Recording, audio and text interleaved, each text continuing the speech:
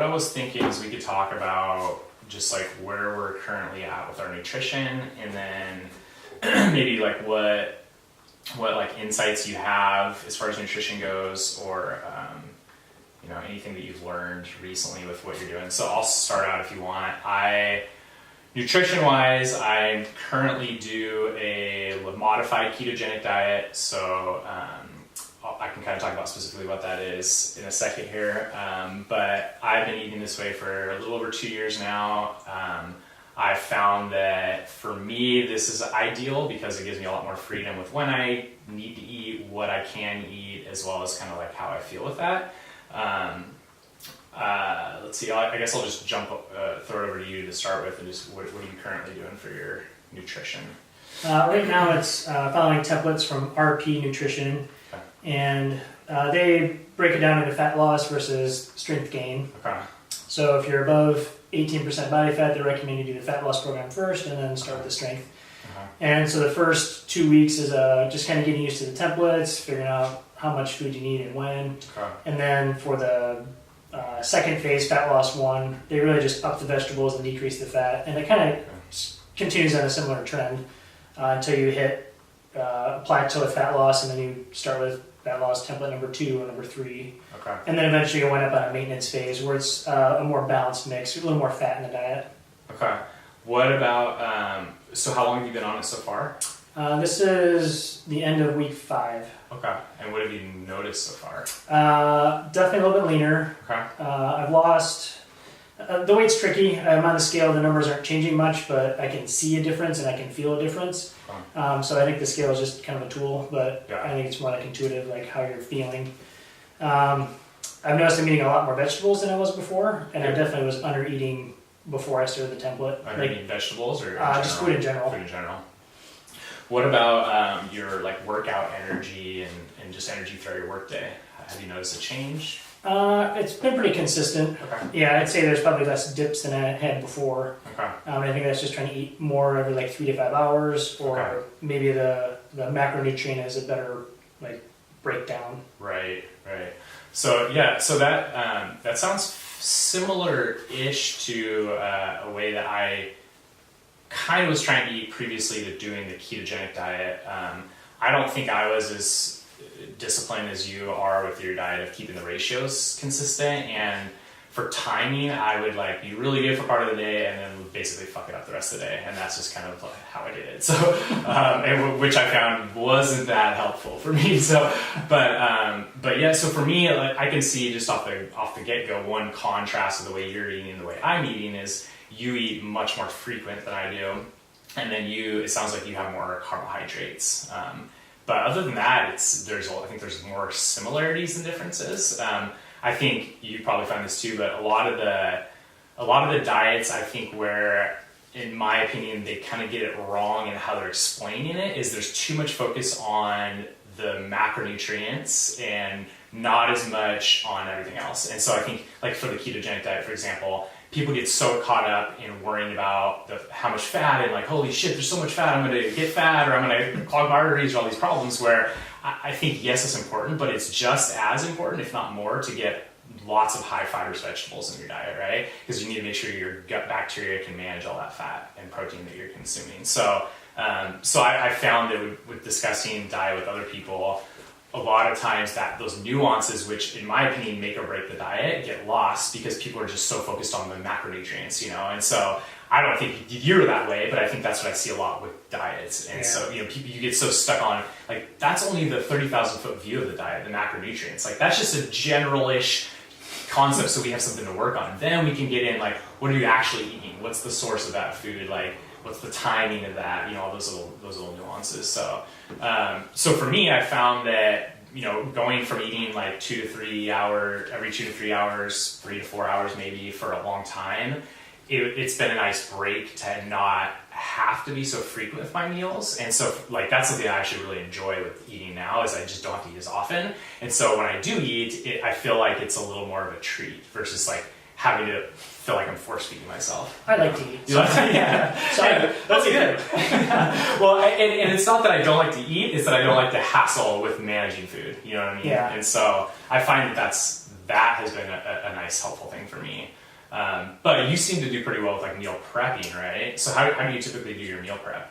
So we'll grocery shop on like a Sunday and then spend Monday doing food prep. So we'll, whether that's buying like fresh chicken, beef, whatever, we'll cook that up, get all the vegetables cut, ready to go. And then I just set 4 containers out. I work 4 10-hour days. So we'll set those up and I'll just put in roughly 3 cups of vegetables, 4.5 ounces of protein, and then maybe 25 grams of carbs, and that's it. Like, it's done. You just bring 1 per day, 1 meal? 1 per day, yeah. And then I'll have like maybe some protein powder for like in between work. It's just quicker. I don't have time to step out and eat, so I can down a shake in no time at all. So your quote unquote meals are some sort of caloric intake throughout the day? Semi-regular intake, yeah. Semi-regular, okay. So as far as meals that you found to be like your favorite that comply with those macronutrients and stuff, is there anything that you tend to eat more often than others, or? Yeah, I wish there was a magic protein. Like I'm sick of chicken, I'm getting sick of beef. Pork is okay, but so I have to like mix it up a lot, whether it's like using mustards or salsas or vinegars, just change the flavor. Maybe it's more like spice one week and more bland another week, but lately it's been like a lot of broccoli, which I don't enjoy, but I know it's good for me, so I'll sprinkle on some like spicy salsa, and then it's palatable. Cooked or uncooked? Cooked. Cooked, okay. Raw broccoli's gross. Not your favorite. Let yourself, That's fair. Okay, and so what about like end of the day, nighttime snack, dessert? Is there anything that you do for that, or? Besides wine and chocolate? Besides what? Wine and chocolate. Oh yeah, hey, that's enough. So usually the current template I'm on, I get most of my fat in the evening. Okay. So that's where I eat like the almonds and chocolate and wine, because I like wine. Yeah. But just 4 ounces, that's enough. What kind of wine? Red wine always. Red wine. Yeah. Okay. Nice. So usually that, and then if I'm really hungry, maybe like a protein shake or even a green shake with some protein powder in it. But trying to keep the green intake high. Yeah. I'm actually supposed to be taking a protein supplement at night when I sleep, but I don't do well with a lot of egg protein, so I actually ditched that and seem to be doing fine on the program anyway. Okay. So speaking of supplements, are there any other supplements that you're taking specifically for this nutrition program, or is it just kind of normal daily vitamins and that kind of stuff?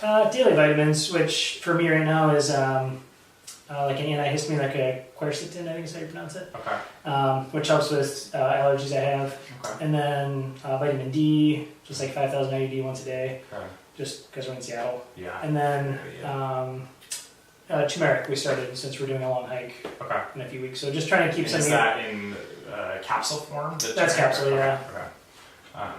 Okay, good. What about like liquid intake? So you mentioned a protein shake, obviously drinking water throughout the day. Is there any other like beverages that you tend to consume? Pretty even mix between green tea and coffee. Green tea, coffee, okay. Yeah, usually like yerba mate and just black coffee. Do you put anything in those? No, not usually. Straight up. Straight up. Nice. Good flavor that way. Yeah. Nice. So previously to starting this nutrition program, what do you think your biggest fail points or faults with your nutrition was? Well, I wish you have any. Sorry. Oh, I definitely have some. Yeah. I would try and track it on MyFitnessPal, and I found it to be too much of a headache to find specifically what I wanted, to track it. Like, I couldn't do that. I can follow a spreadsheet, but I have a hard time putting things in like little buckets, or it doesn't match just right, and it's a headache. Yeah. So that never really worked for me. And I think otherwise I would just kind of like eat intuitively, like, well, I have vegetables, I have meat, and I have some carbs. Like, I guess I'm good. Put them together. Yeah. Yeah. Sounds like a meal. Yeah. But it turned out I was eating too little, and that wasn't really helping, and I just wasn't getting what I needed. Yeah. So having played with ketosis also, I did that for a little while. I kind of grew bored with the lack of food. Like, it was a lot of like coconut for me, a lot of macadamia nuts, and it was just starting to get really boring really fast. Yeah. So it worked well for what I needed it for, which was hiking in the summer. Yeah. I can go a lot further and eat a lot less. Right. But I think now having a better dispersion of like carbohydrates, protein, fat, like, it seems to be a better fit for my body type. Yeah. How long were you doing the ketogenic diet for? 2 different times I did it. Once was for about 8 months, and then the other time was shorter, maybe like 2.5, 3 months. Okay. And the second time around just didn't seem like it was quite the same. Was maybe a little less effective. I struggled more with like the carb flu at the beginning, like that transition phase, that first week or so. Right. And that seemed to kind of linger. I was in a fog for a long time. And did you ever try using any of the like ketone supplements, like the exogenous ketones, like beta hydroxybutyrate powder or anything like that? A little bit, not much. I did some MCT oil, and that seemed okay, but nothing really seemed to like help make me feel better. Yeah. Yeah, that's interesting. I think, when I didn't really experience the carb flu when I did the transition. I think for me, like, I was already not eating very much, like a lot of carbs that would have necessarily triggered that. That's my hunch looking back, because it seems to be that's pretty common that people go through that. And I honestly didn't really have that issue.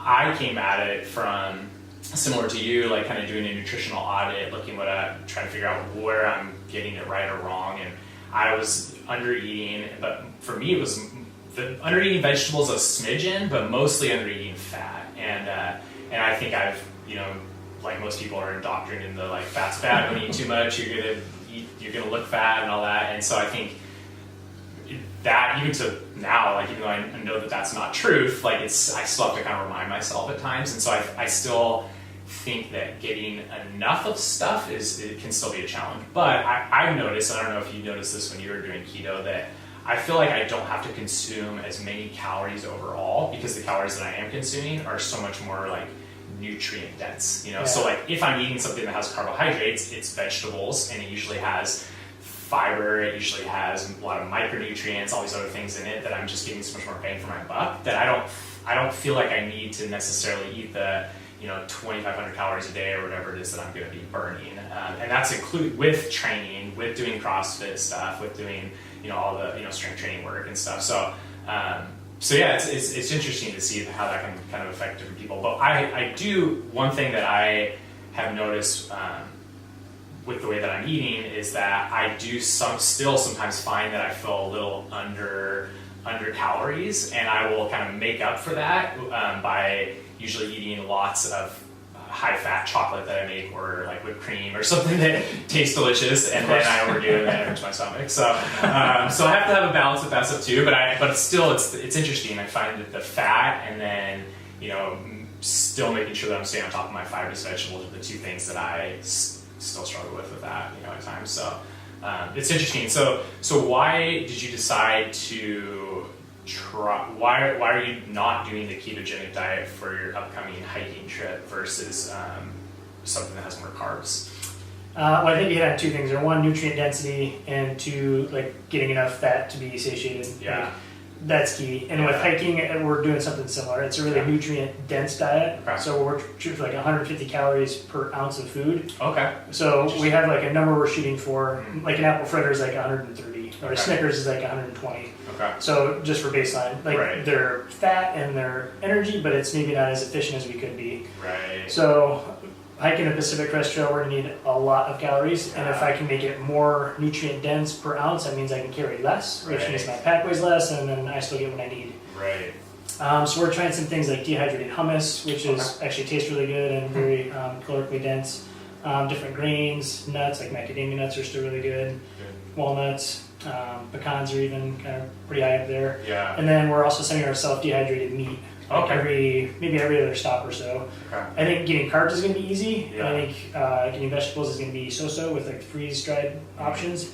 But I think meat's going to be the tough one to get in. Yeah. So we found Thrive Nutrition. They have a bunch of great freeze-dried organic meats and vegetables. So their pork is really good. They've got beef, chicken, my favorite.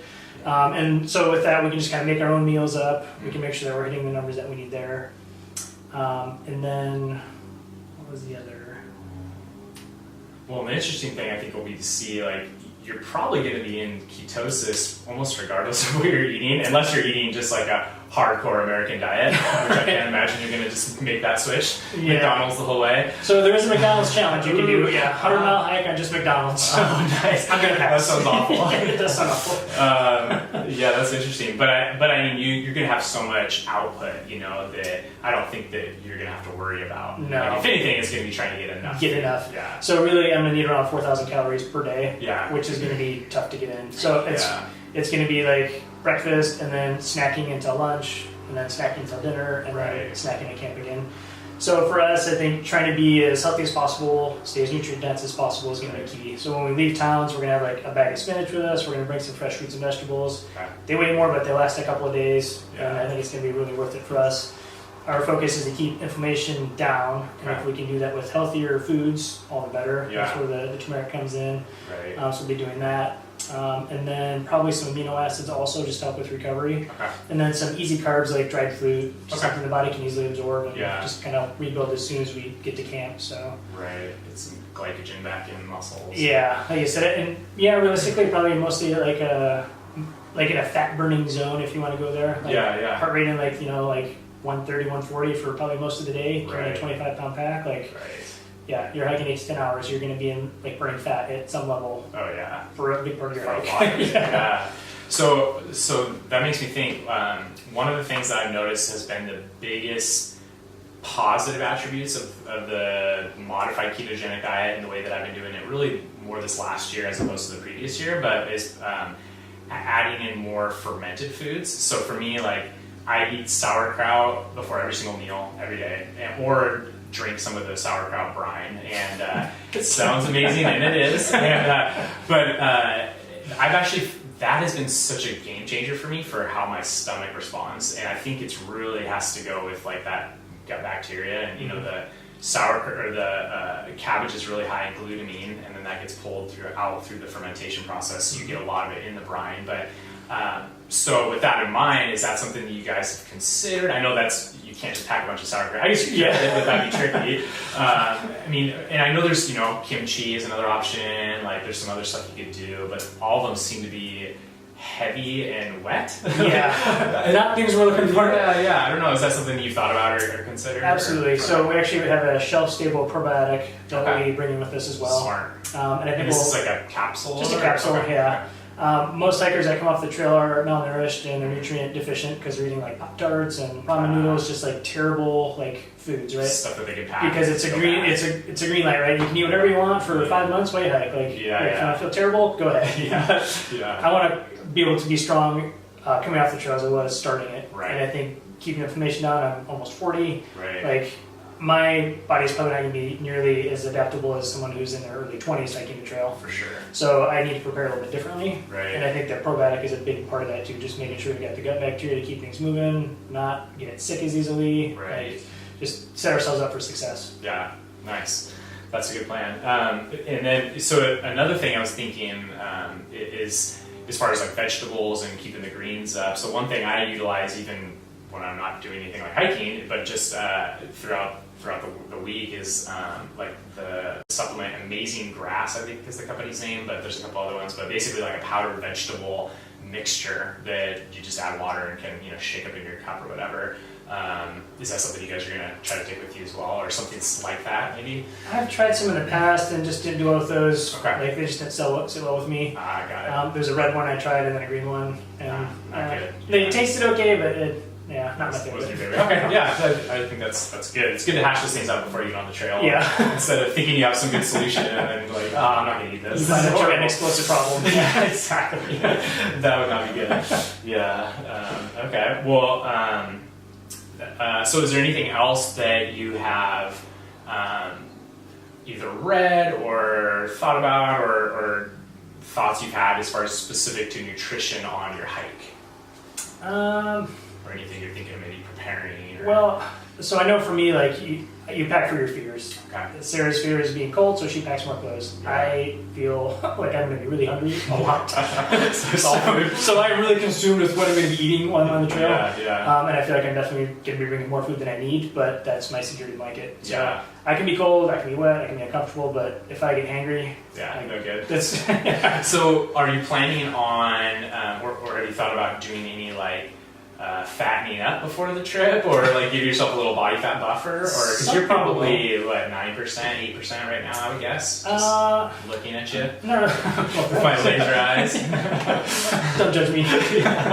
I'm not sure where I'm at right now. I was going to do a DEXA scan before we left and found out that it's no longer available. Oh, interesting. So that wasn't really an option. I might do some measurements, skin fold before we go, and just do a pre-post. Just have an idea. Yeah. I don't know.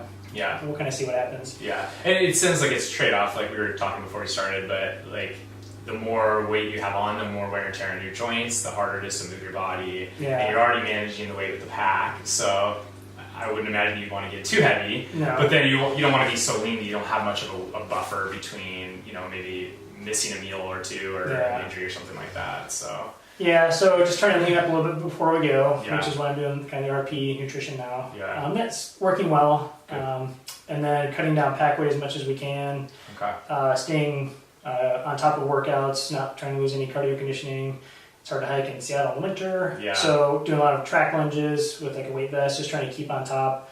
I think if we're in better shape going into the trail, even though we're not hiking 20 miles a day to start, we'll be able to better adapt to those demands once we actually begin the trail. Right, that makes sense. So I have one more question about the hiking things. It's something I've been thinking about so for me, sleeping would be the part that I would be concerned about. Like I would probably try to shove a queen size mattress in my bag or something. But, so I'm an avid day hiker, but I've never really done overnight hikes before, and probably most of that's because I don't want to sleep on the ground. And so my question is, how do you like prepare for that? Do you guys do like trial runs in the backyard? Do you have like padding? Like what do you do for that? Yes to all the above. So we have something in our backyard. Okay, good. We backpack around 30 or camp about 30 nights a year. Okay. So we've got a pretty good system down with that.